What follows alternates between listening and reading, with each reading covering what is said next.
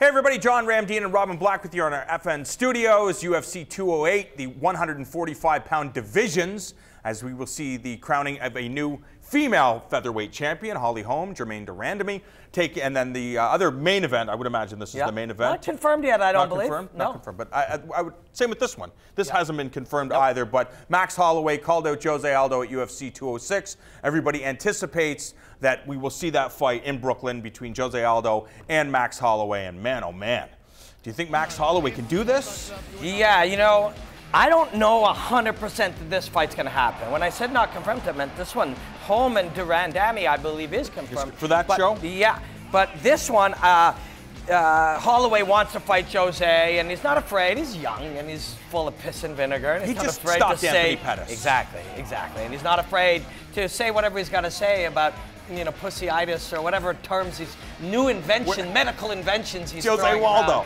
Yeah, whatever.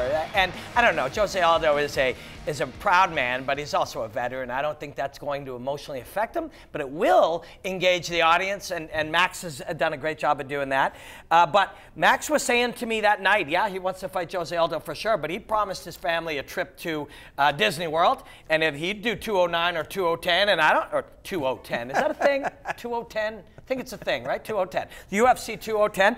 And I think that he is not going to be pushed necessarily into it, but on the other hand, it's like, hey, Max, we got a cool $1 million for you, plus pay-per-view points, plus the you turn to your family, you go, hey, guys, how do you feel about going to Disney World like 4 weeks later? So it very well might happen, but I don't think he wants to be just, I'll show up and do whatever you tell me right now either. But Max Holloway looked phenomenal against Anthony, and it's just been better and better and better, and he'll be even better in this fight. But you also talk about the evolution of Max Holloway, but you also have to look at the evolution of Jose Aldo. We saw what happened during that fight with Conor McGregor, all the build-up. Now, do you believe that part of it was due to the fact that Jose Aldo was so emotional, getting himself, Conor knocked him out in 13 seconds. If he took a different approach to that game, do you believe that things would have unfolded differently? That it would have gone longer than 13 seconds? I know we don't have a crystal ball. I know this sounds mystical and stuff, but you don't get to control what you do in some circumstances. And that idea when people say, oh, he got in his head, that's a term that we use to sort of generalize it. But when somebody has created pressure in you, pressure in the consequences, the need to overperform, you don't choose, I'm going to close my eyes and drive at this guy. It's just what happens. So I don't think he had the freedom to choose something different. And upon further study of that type of thing with psychologists and psychology consultants, we look at Kat Zingano when she fought Ronda Rousey. It's the same thing. It's like, well, what if Kat took a different choice? You don't have the choice sometimes. This should be in your control, but once it leaves your own control, you are in the control of your, parts of your brain that you don't choose. And that's what Jose did, and that's what that situation created, and that's what Conor created. So could he fight different now that he has tasted that? Yes. Yes, he could. But would it be any different? McGregor's got an enormous reach on him. McGregor is getting better and better and better. You saw what McGregor did against a 155-pound world champion. But to get that chance, Jose has to beat a tough, hungry, ever-growing, ever-improving, super confident, very skilled Max Holloway.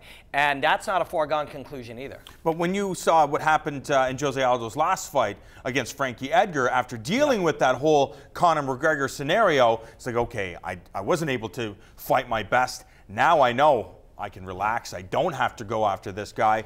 I can play a completely different game, and it feels like Jose Aldo, because of the champion that he has been in the WEC and the UFC, he is evolved, and he can be the chameleon that he needs to be to stay at the top of the mountain. 100%. You know, we often talk about how these guys aren't fixed. They change and they grow and they improve, and now faster than ever. And even with that understanding, Jose Aldo against Frankie Edgar was a huge eye-opener for just how much these guys guys can change the way they express themselves in fights. That Jose Aldo, I know it's still the left hook and it's still the low kick and it's still a lot of the same fundamental tools, but his psychological approach, his game plan approach, the tactics he used were almost the opposite of what he had been doing for years, and that was an incredible performance. That reminded me that Jose Aldo is truly one of the greatest in the world. Let's hope UFC 208 will feature the unification bout between Jose Aldo and Max Holloway for the 145-pound title.